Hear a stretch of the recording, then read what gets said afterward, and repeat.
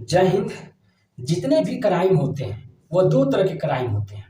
ठीक है, पहला नॉन कॉन्ग्रेजेबल यानी कि असंज्ञेय अपराध, दूसरा कॉन्ग्रेजेबल यानी कि संज्ञेय अपराध। ठीक है, आज हम समझते हैं कि जैसे कि नॉन कॉन्ग्रेजेबल यानी असंज्ञेय अपराध। असंज्ञेय अपराध में क्या होता है कि इसमें छोटी मोटी कोई अपराध होती है, उसको केस दर्ज किया जाता है। जैसे मान लीजिए हमने आपको थप्पड़ मार दिया, ठीक है, तो ये असंज्ञेय अपराध में आ जाता है, यानी कि छोटा मामला होता है। ठीक है, जैसे आपका कोई, आप जिस मकान मालिक के पास रहते हैं, आप मकान मालिक आपको निकाल दिया, तो वो बाद में मकान मालिक बुला भी सकता है, या बाद में हमने जो थप्पड़ मारा उसके हिसाब से हमने आपको सॉरी भी बोल दिया, क्षमा भी मांग लिया, तो यानी ये सेटलमेंट हो सकता है। समझ गए? तो इसके तहत होता है नॉन कॉन्ग्रेजेबल यानी कि असंज्ञेय अपराध। ये छोटे मोटे केस दर्ज होते हैं। इसके बाद इससे क्या होता है, ये बाद में सेटलमेंट भी हो सकते हैं। यहाँ तक समझ में आया? ठीक है, इसको शॉर्टकट में कहते हैं एनसीआर। ठीक है, शॉर्टकट में एनसीआर कहते हैं। ठीक, इस मामले में क्या होता है कि पुलिस जो होती है वो ज्यादा छानबीन नहीं करती। ठीक है, ज्यादा छानबीन नहीं करती। 90 दिनों के अंदर क्या करती है, 90 दिनों के अंदर वो फाइल बना के अपने सीनियर जो मजिस्ट्रेट होते हैं उनको दे देती है, बताती है कि इस मामले में कोई ज्यादा बड़ा मैटर नहीं है, तो इसके तहत खत्म हो जाता है। ठीक, लेकिन असंज्ञेय अपराध में जो मामला दर्ज होते हैं उसको रिकॉर्ड में रखा जाता है। सपोज जैसे कि आपका एक फोन है, वो 20 तारीख को चोरी हो गया। ठीक है, ध्यान से समझिएगा, 20 तारीख को चोरी हो गया और आपके ही फोन से किसी ने 22 तारीख को फोन करके किसी को धमकी दे दी, तो धमकी देना ये संज्ञेय अपराध में हो जाता है। समझे? संज्ञेय अपराध में आ जाता है। तो आपने अगर केस दर्ज करवाया है 20 तारीख को, तो पुलिस समझ जाएगी कि इसका फोन चोरी हो गया, क्योंकि प्रूफ है, तो आपको कुछ भी नहीं होगा। लेकिन अगर आपने केस नहीं दर्ज करवाया और वही धमकी 22 तारीख को पहुंच गई, तो आप कहेंगे कि नहीं मेरा 20 तारीख को फोन चोरी हो गया, तो पुलिस जो होती है या सिस्टम जो होता है वो कागजों के अधीन होता है, तो कागज के अनुसार वो मानेगी, मुंह के बताने से नहीं होता है। समझे? तो उस वक्त आपको बहुत बड़ी परेशानी हो सकती है। इसीलिए क्या होता है कि असंज्ञेय अपराध में भी मामला दर्ज होता है, तो उसका रिकॉर्ड रखा जाता है। समझे? अब देखिए दूसरा समझते हैं, कॉन्ग्रेजेबल यानी संज्ञेय अपराध। संज्ञेय अपराध में क्या होता है कि ऐसे मामले जो बेहद खतरनाक होते हैं, जैसे कि मर्डर हो गया, ठीक है, मर्डर हो गया, रेप हो गया, किसी को धमकी दे देना, ठीक है, तो ये सब मामले जो होते हैं वो संज्ञेय अपराध में आते हैं। ठीक है, इस मामले में क्या होता है कि हम एफआईआर होता है, एफआईआर यानी फर्स्ट इंफॉर्मेशन रिपोर्ट।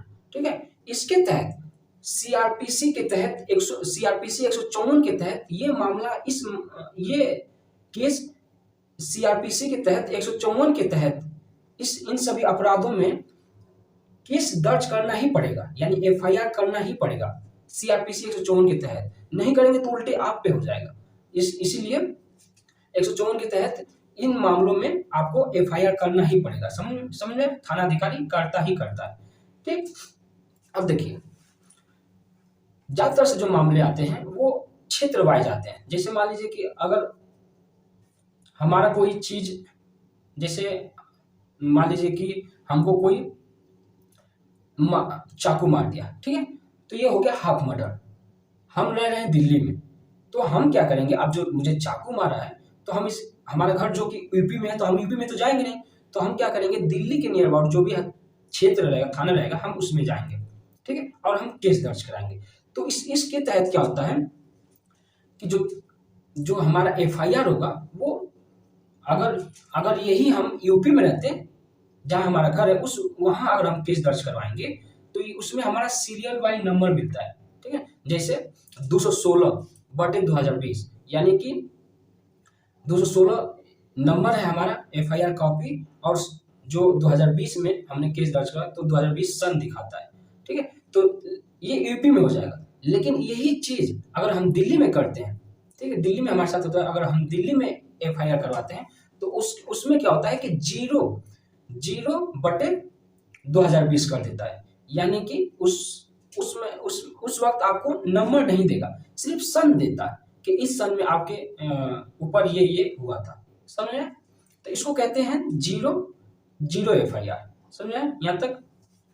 देखिए अधिकतम क्या होता है कि हर 10 किलोमीटर और 15 किलोमीटर के बाद जो होता है क्षेत्र जो होते हैं बदले होते हैं। तो लगभग अधिकतम 0 एफआईआर केस ही दर्ज होते हैं। ठीक है, अब देखिए 0 एफआईआर केस में, इस मामले में अगर किसी आरोपी है तो उसके खिलाफ हम जो थाने अधिकारी होते हैं वो वारंट जारी नहीं कर सकते। वो पूछताछ के लिए बुला सकते हैं, वो आएगा या नहीं आएगा वो निर्भर करता है, लेकिन वारंट जारी नहीं कर सकते। समझे यहाँ तक?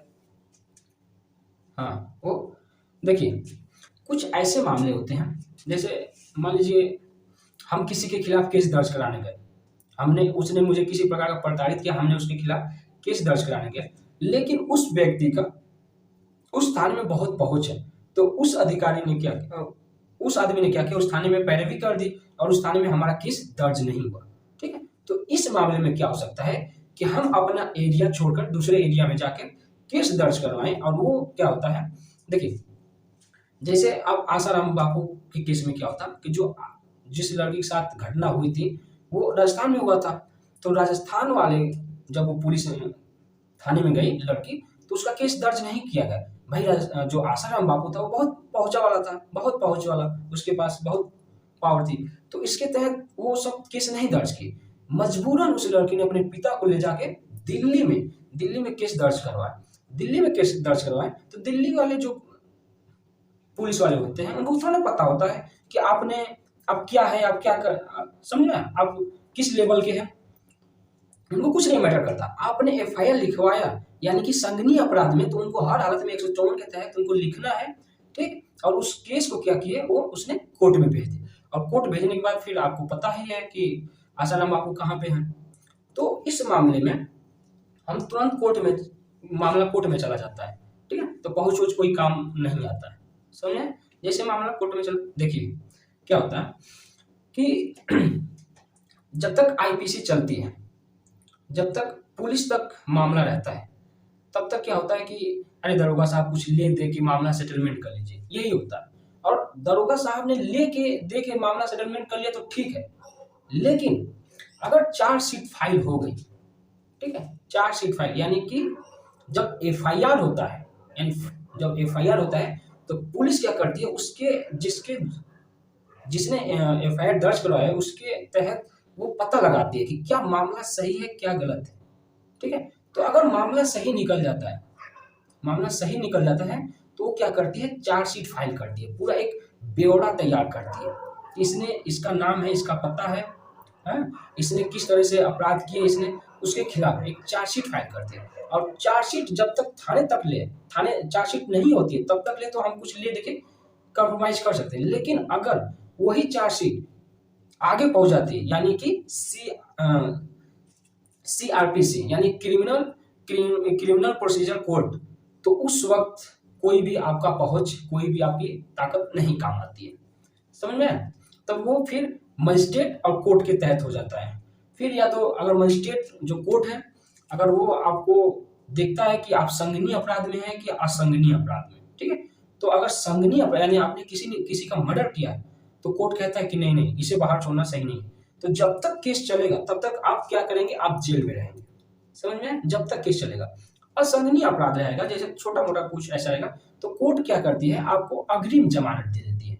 अग्रिम जमानत में क्या होता है कि ये नहीं कि अग्रिम जमानत आप छूट गए, नहीं, अग्रिम जमानत इसलिए मिलती है कि आप अपने आप को साबित करिए कि आपने वो मामला किया है या नहीं किया। तो अगर आपने नहीं किया हो तो कोई ना कोई जरूर सबूत हो जाता है, मिलता है, अगर नहीं किया हो तो। समझे?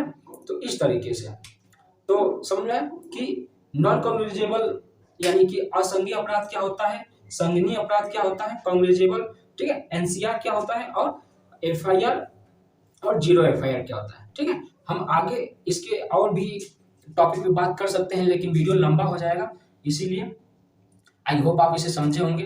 मिलते हैं नेक्स्ट क्लास में।